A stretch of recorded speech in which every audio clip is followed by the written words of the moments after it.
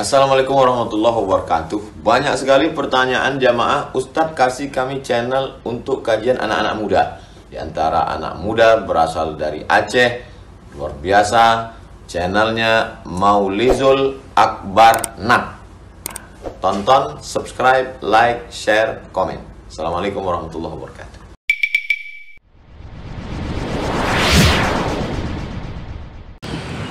Assalamualaikum warahmatullahi wabarakatuh.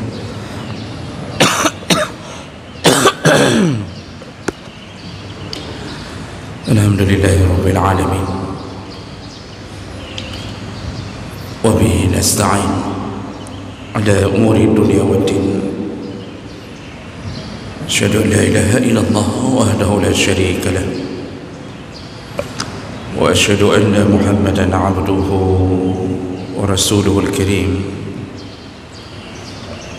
Allahumma salli wa sallim ala nabiyyina wa sayyidina al-Mustafa Muhammadin wa ala alihi wa ashabihi ajma'in, amma ba'd. Rabbi shrah li sadri wa yassir li amri wa hlul 'uqdatam min lisani yafqahu qawli. Segala puji bagi Allah, kemudian salawat dan salam pada Rasulullah, pada keluarga dan seluruh sahabat-sahabatnya yang Allah muliakan insyaAllah. Bapak-bapak, ibu-ibu yang berhadir, dan semoga Allah balas kehadiran kita dengan surganya insyaAllah. Kita akan lanjutkan pembahasan kita masih di dalam bab anjuran untuk memperbanyak sedekah, dan kita sedang membahas tentang sedekah yang terbaik adalah memberikan air. Di pertemuan kita sebelumnya kita sudah membacakan salah satu riwayat tentang seseorang yang mengalami sakit atau luka di lututnya menahun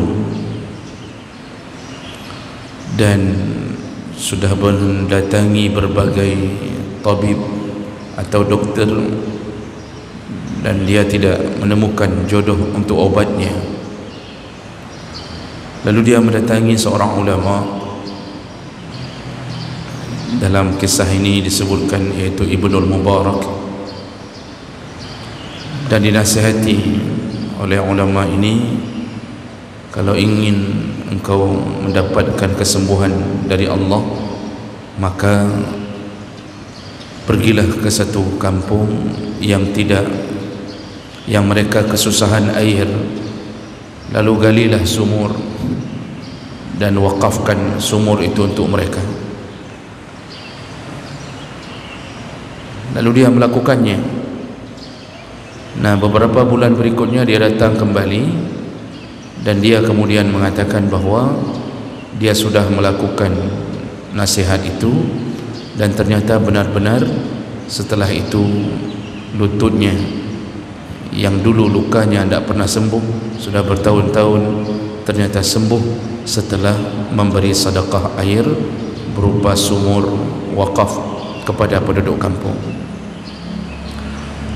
Jadi ini menjadi sebuah kesimpulan bahawa sedekah juga bisa menyebabkan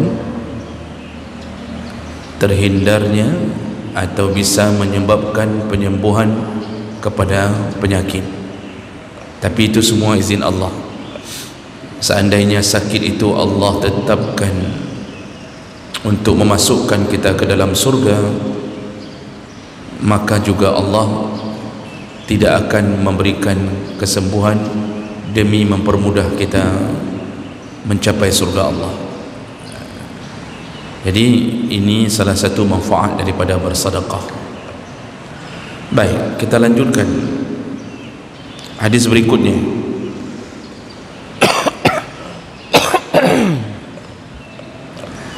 An Abi Hurairah radhiyallahu anhu, dari Abi Hurairah radhiyallahu anhu, qala Rasulullah sallallahu alaihi wasallam, Rasulullah berkata,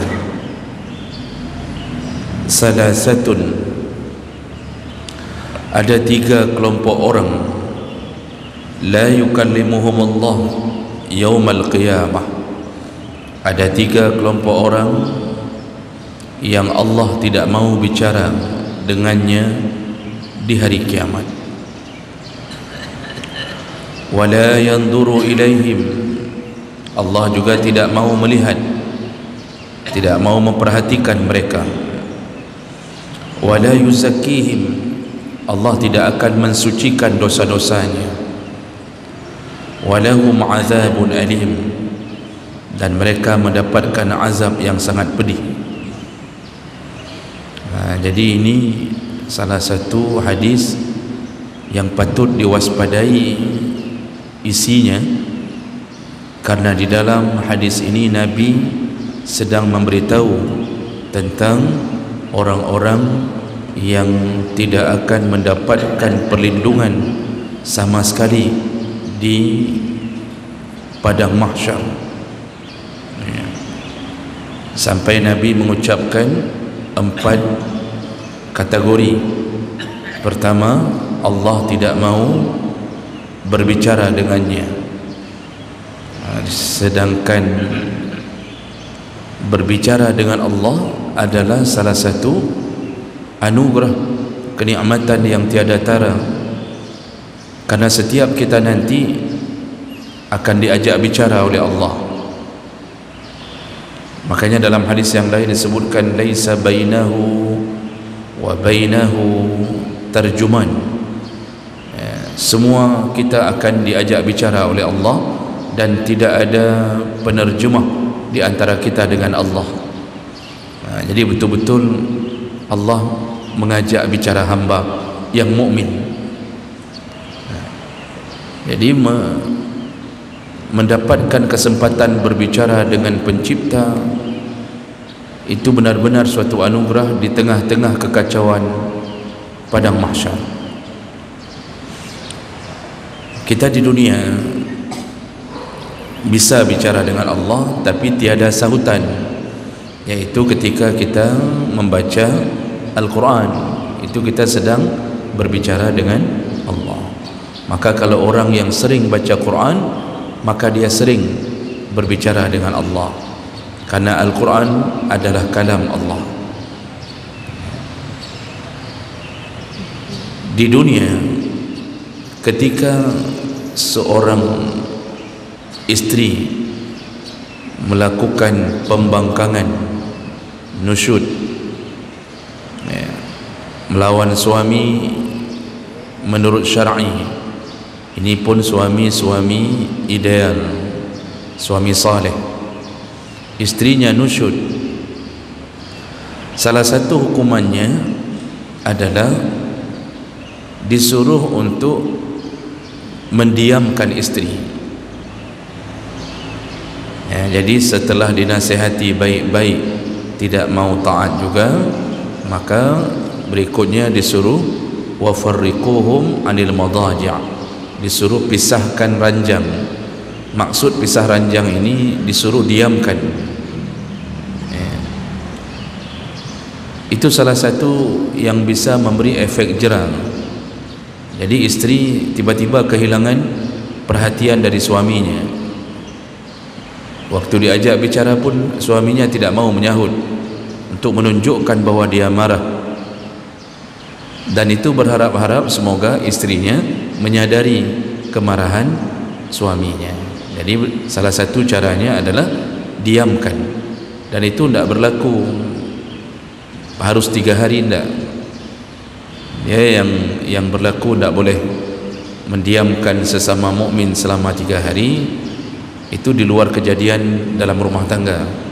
Kalau dalam rumah tangga itu sampai seminggu, sebulan suami mendiamkan istrinya dibolehkan, sampai istrinya taubat, jera. Tapi walaupun begitu, kenyataannya yang paling sering jera malah suami itu. Ya, jadi sudah mendiamkan istri, istrinya santai saja. Ya.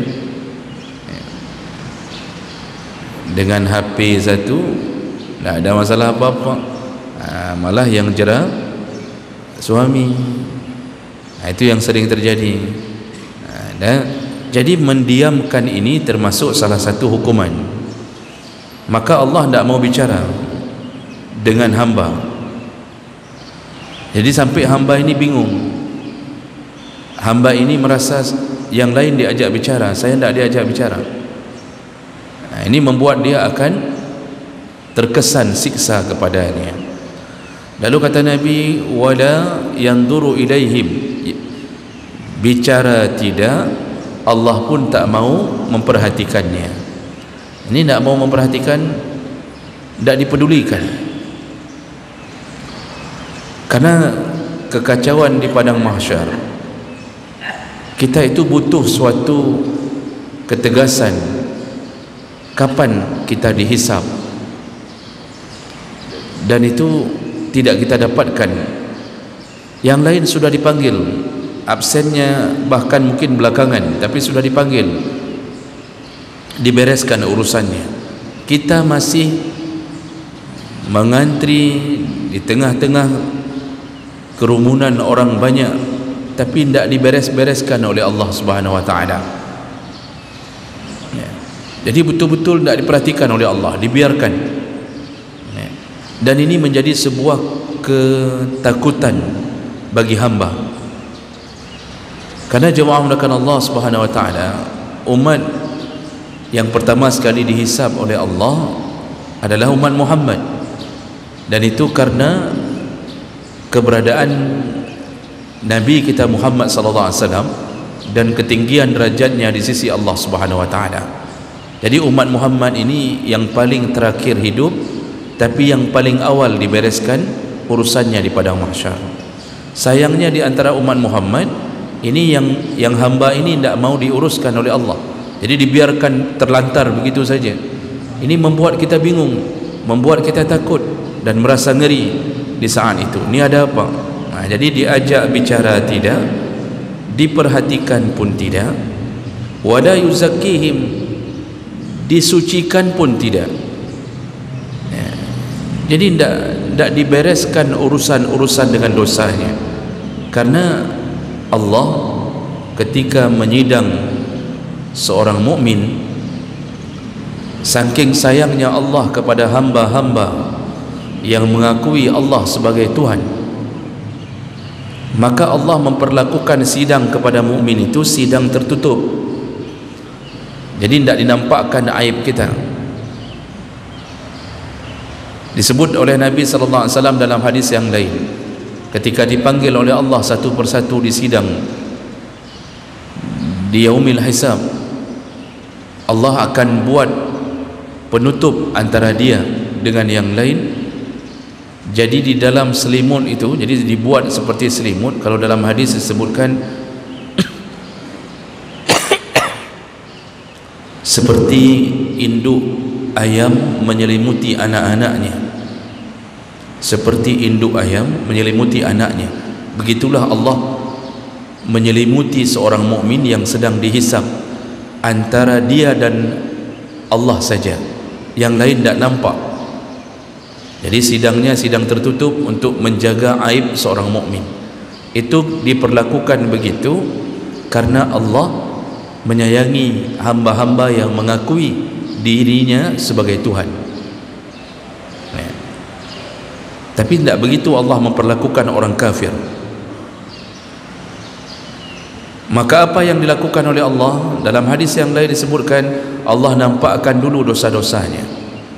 Jadi dosa itu walaupun diampunkan, kalau kita istighfar, walaupun dosa itu diampunkan, tapi dosanya tidak dihapus, nanti tetap dinampakkan Allah. Kita kan sering istighfar, diampunkan tapi dosanya tidak dihapus. Nanti Allah akan tanya, ini hadis Nabi, lihatlah catatan kitabmu.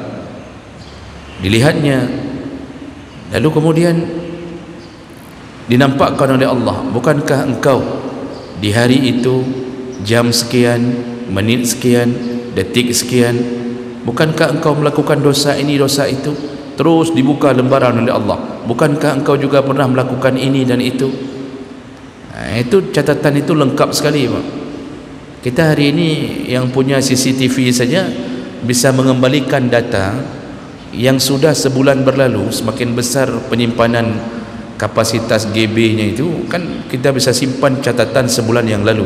Maka jangan heran Allah pun membuat sistem di padang mahsyar, semua catatan kita mulai baligh sampai mati tersimpan per detik. Dinampakkan oleh Allah, bukankah dulu engkau pernah berzina, bukankah dulu engkau pernah begini. Nah, setelah dilihat oleh hamba ini, mulailah bergetar hatinya.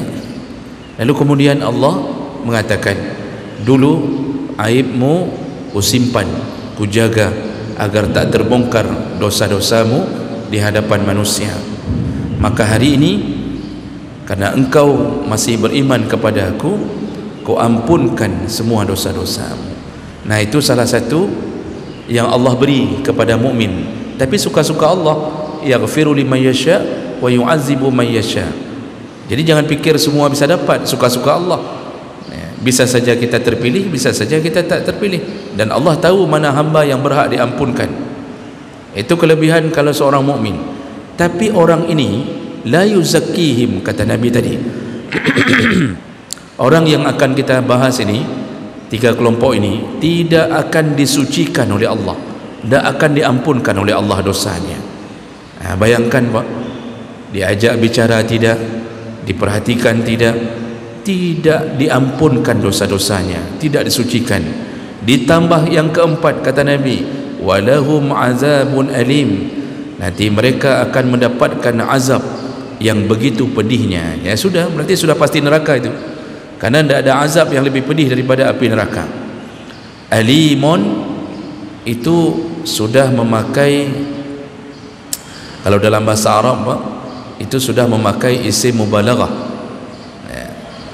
Jadi kalau sudah pakai kalimat fa'ilun timbangannya itu artinya tidak ada lagi setelah itu. Makanya Allah menyebut dirinya alimun, berarti yang maha tahu, tidak ada lagi yang lebih maha daripadanya. Kalau Allah menyebutkan dirinya halimun, yang maha lembut, maha bijaksana, maka tidak ada lagi yang lebih. Ini kali ini Allah menyebutkan siksa alimun, sering kita dapatkan dalam Al-Quran, azabun alim, azabun alim. Itu berarti tidak ada lagi siksa yang lebih dahsyat daripada siksa Allah Subhanahu wa taala, dan orang ini mendapatkan siksa itu. Nah, lihatlah bagaimana murkanya Allah kepada tiga orang ini. Siapakah mereka, Pak? Ini yang harus kita waspadai. Yang pertama, rajulun ala fadli ma'in bifulatin yamna'uhu ibn as-sabil, yaitu orang-orang yang diberi oleh Allah punya kelebihan air yang dia simpan, wa yamna'uhu ibn as-sabil, tapi ketika ada musafir yang lewat meminta sedikit airnya, dia yamna'hu, dia melarangnya. Nah, ini manusia yang paling dimurkai oleh Allah, punya kelebihan air. Di saat orang sedang membutuhkan, dia benar-benar tak mau menolong orang lain dengan air itu. Marahnya Allah karena yang beri air itu adalah Allah. Marahnya Allah, dia orang yang dipilih Allah untuk mendapatkan air di saat orang lain sedang tidak ada. Membuat Allah marah ketika dia menahan airnya yang Allah beri untuk orang yang Allah sedang susahkan hidup tak dapat air. Maka murka sekali Allah sampai dimasukkan ke dalam golongan orang-orang yang wajib diazab di hari kiamat, walaupun dia mukmin. Di sini tidak, kalau kafir tidak usah cerita, memang kafir itu dengan kekafirannya saja memang sudah jatah neraka. Mukmin yang punya kelebihan air, tapi di saat orang susah dia tak memberinya, siap-siap mendapatkan siksa yang begitu panjang di dalam api neraka. Dulu ketika para sahabat sedang berperang, dalam satu hadis ada seseorang yang sudah terluka, lalu bertambah lagi satu. Ketika mereka sedang beristirahat dari lukanya dan mereka merasa ini akan menjelang sakaratul maut, tiba-tiba ada orang yang memberikan segelas air. Orang yang pertama mengatakan, berikanlah kepada sahabatku yang lain yang sedang terluka itu. Dia tunjuk ada sahabatnya yang lain di sampingnya itu sedang terluka parah, kasih ke sana dulu katanya, dia lebih membutuhkan. Akhirnya air satu gelas itu dibawa oleh seorang sahabat tadi, diberikan kepada orang yang kedua. Orang yang kedua menjawab, berikan kepada fulan yang di sana, dia lebih membutuhkan. Dibawa air itu kepada fulan yang ketiga. Orang yang ketiga pun ketika dibawa air mengatakan, itu yang tadi yang pertama, berikan air ke dia dulu, dia lebih membutuhkan. Akhirnya yang bawa air bawa lagi balik yang ke pertama. Begitu dibawa balik ke yang pertama, orang yang pertama sudah meninggal dunia, syahid. Kemudian dibawa ke yang kedua pun syahid. Dibawa yang ketiga pun syahid. Itu hadis yang menceritakan itu. Masya Allah, detik-detik menjelang ajal masih memikirkan nasib orang lain. Lihat iman demi mendapatkan surga. Orang hari ini Masya Allah punya kelebihan, dia sembunyikan, dia tak mau bagi kepada fakir miskin. Makanya Allah mengatakan, ara'aital ladzi yukadzibu biddin, tahukah kalian orang yang mendustakan hari pembalasan? Fadzalikal ladzi yad'ul yatim, yaitu yang membiarkan anak yatim terlantar. Wala yahuddu ala ta'amil miskin, dan tak pernah mau mengajak orang memberi makan fakir miskin. Dia punya kelebihan, atau dia mungkin tak punya kelebihan, tapi dia bisa ajak orang untuk nolong orang, tapi tidak mau sedikit pun. Makanya orang-orang yang tak suka tolong orang di dunia, dia tak dapat apapun pertolongan dari Allah. Di akhirat dibenamkan Allah di dalam kesusahan yang berkepanjangan.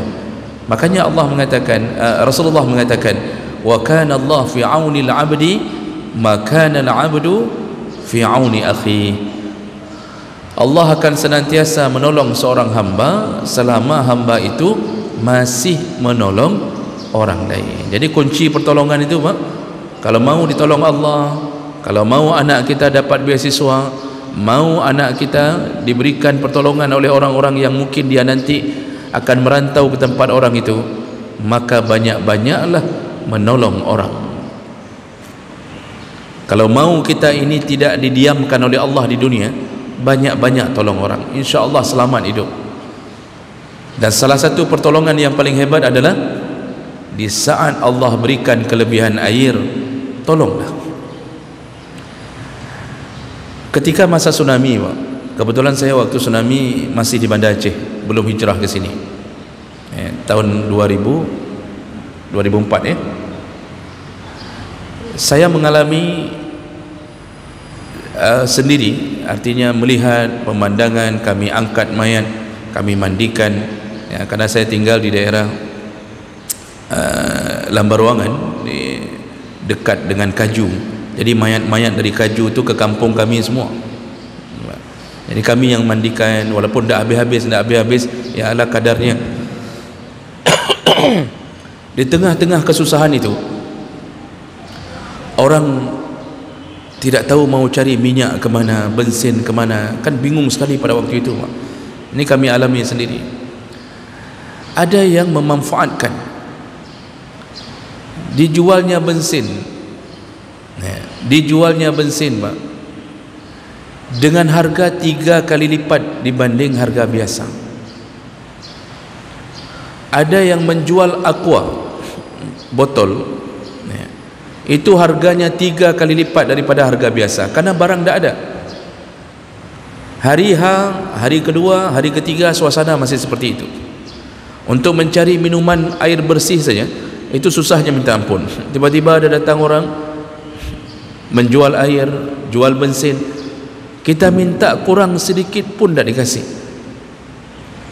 Jadi 3 kali lipat dari harga biasa demi keuntungan pribadinya di atas kesusahan orang lain, ya.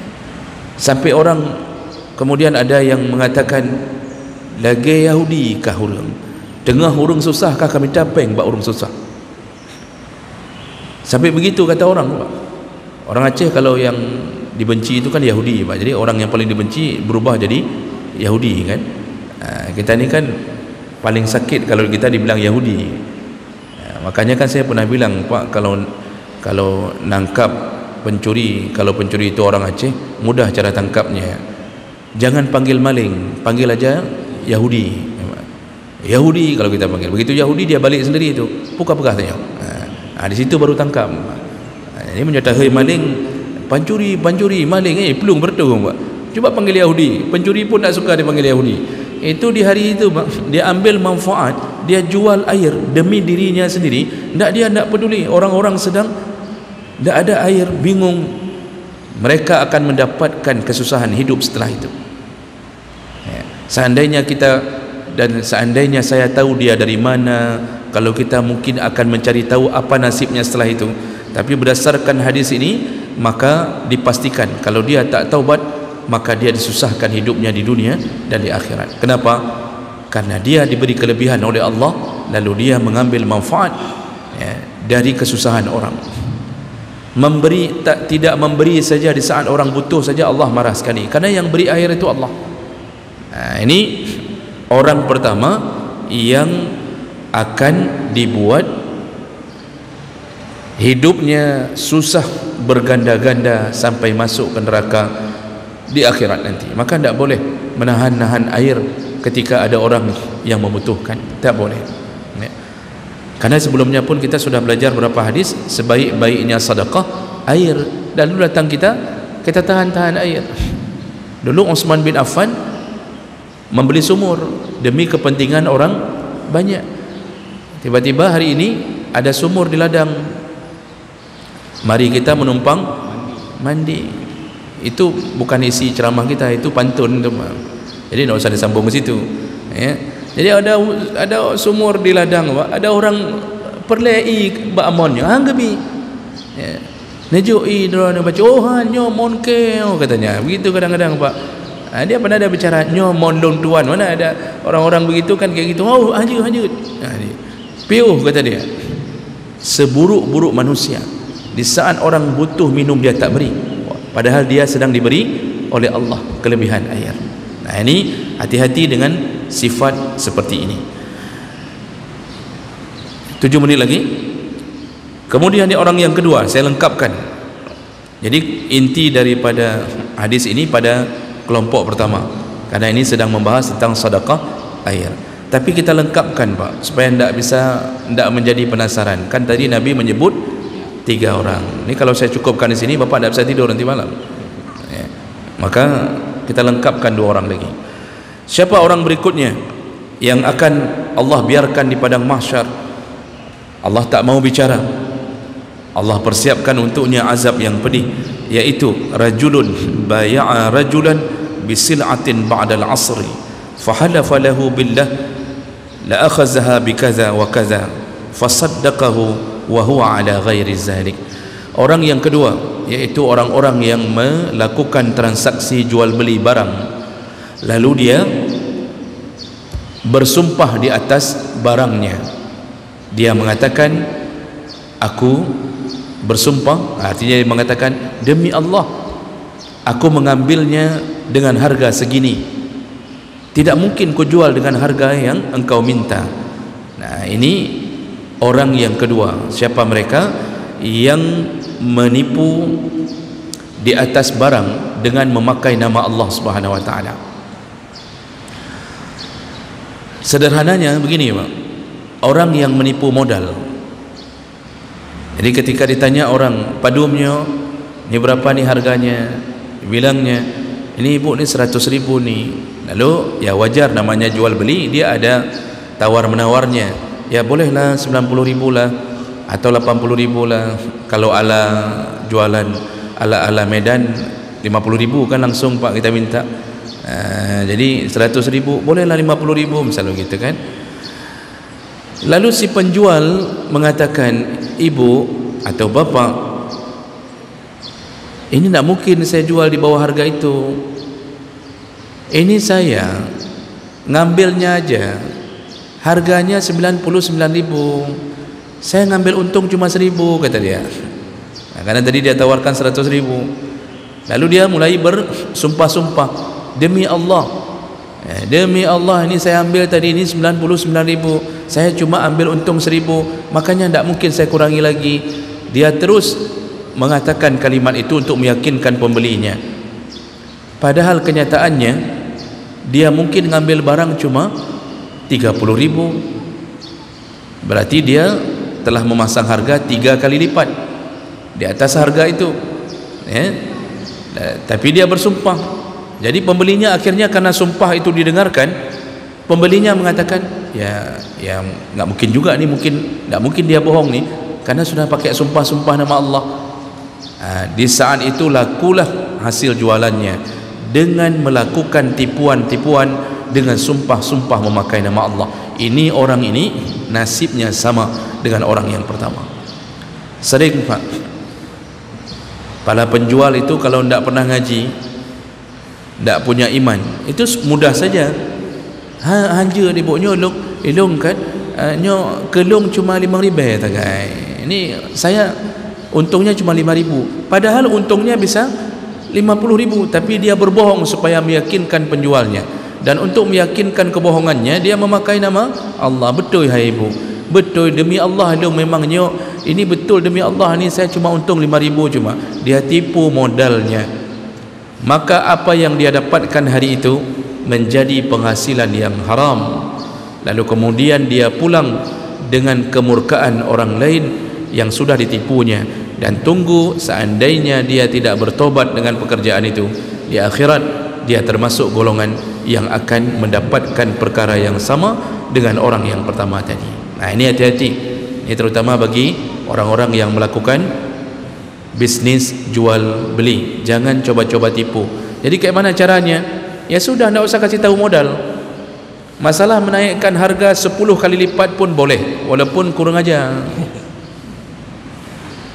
Sahkah jual beli? Beli 10.000, jual 100.000. Sahkah jual belinya? Sah. Sah apa? Rukun syarat lengkap, dapat semuanya. Cuma apa yang kurang? Kurang ajar. Tak ada sedikit pun niatnya membantu sesama mukmin. Seharusnya 10.000 dia ambil 10.000 lagi menjadi 20.000, itu sudah mantap. Tapi dia jual 100.000, 10 kali lipat. Ini nanti dipastikan, lihat, pasti Allah cabut keberkahan hidupnya. Pasti Allah cabut keberkahan hidupnya. Makanya nanti ujung-ujungnya uang banyak tapi tak bermakna, lagi angin peng, seperti angin, tidak ada maknanya. Ujung-ujungnya walaupun uang masuk tetapi selalu berujung kepada neraka. Nah, ini akibat suka menipu di dalam jual beli. Jadi hati-hati nipu modal. Kalau tidak mau kasih tahu, jangan kasih tahu. Kalau ditanya orang berapa memang abang ambil, ya sudah, adalah ibu, pokoknya saya ambil untung lah. Tapi ya sudahlah ibu, tidak usah tanya lagi itu. Tidak, saya mau tahu berapa abang ambil. Ibu tidak usah nanya lagi, karena biasa nanya itu ibu-ibu. Maunya urung agam meblo Pak. Kalau kita yang laki beli, paling senang penjual. Tanya durian, padum, tertuh 20 je. Nyantikan bangai dia yang belum. Tapi kalau ibu-ibu, pintar itu jual belinya, minta kurang. Sampai akhirnya penjual mengatakan, udah ada, nah lucuk untung bacut, misal. Itu selama dia tidak mengatakan modal, tidak bersumpah di atas penipuannya itu, ya itu masih dalam rangka yang biasa-biasa saja. Cuma hati-hati kalau jualan tidak menolong orang, maka Allah pun tidak menolongnya nanti. Terakhir, orang ketiga yang nasibnya sama, yaitu warajulun baya'a imaman la yubayi'uhu illa lidunya fa in a'tahu minha waffa wa in lam yu'tihi minha lam yafi. Nah, ni orang ketiga apa? Banyak ni di antara kita pun mungkin ada ni. Makanya hati-hati, perlu taubat sekarang. Siapa ni? Yaitu orang-orang yang memilih pemimpinnya demi dunianya.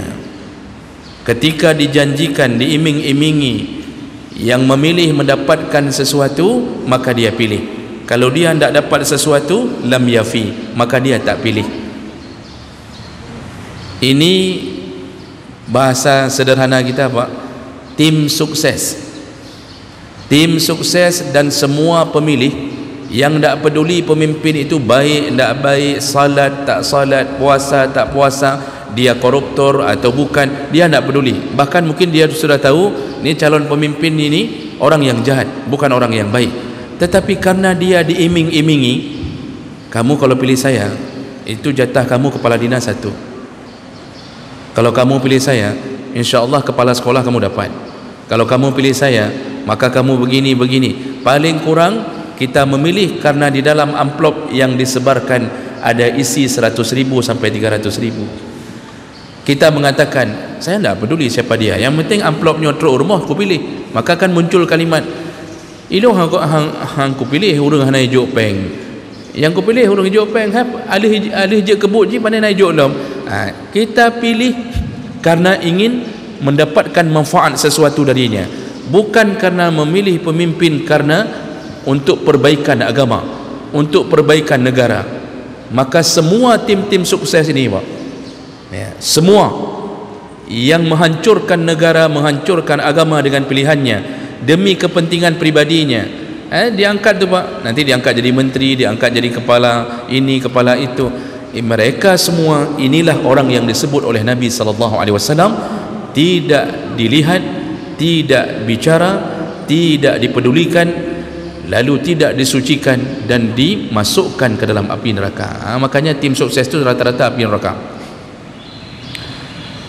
Kecuali dia menjadi tim suksesnya orang-orang yang dia tahu bahawa ini insya-Allah, asumsi dia ni, insya-Allah kalau beliau terpilih, insya-Allah selamat agama kita. Dia berjuang untuk membuat orang itu terpilih agar agamanya selamat. Dia tidak peduli dengan iming-iming, ya, dan itu biasanya juga banyak orang-orang yang masih suci, yang masih bagus pikirannya ada.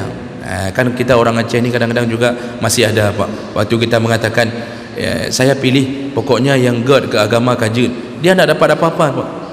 Dia sambil duduk di kedai kopi sama kawan-kawannya, dia mengatakan, kok je terpilih yang jeroh, yang kepikir ke agama. Itu ada juga. Dia tidak dapat apa-apa. Bahkan kedai kopi, waktu dia duduk minum kopi itu, dia yang traktir kopi orang. Dia tidak dapat kopi pancung pun dia tak dapat. Tapi dia pilih untuk selamatkan agama, itu dapat pahala besar. Tapi model-model tim sukses para penjilat yang tak peduli siapa dipilih, nyan preh Pak, anak trip boleh kena kiamatnya preh macam tu. Maka bertaubatlah, ya, bertaubatlah untuk urusan itu. Baik, inilah 3 orang yang disebutkan oleh Nabi, ya, orang-orang yang akan mendapatkan siksa di akhirat nanti.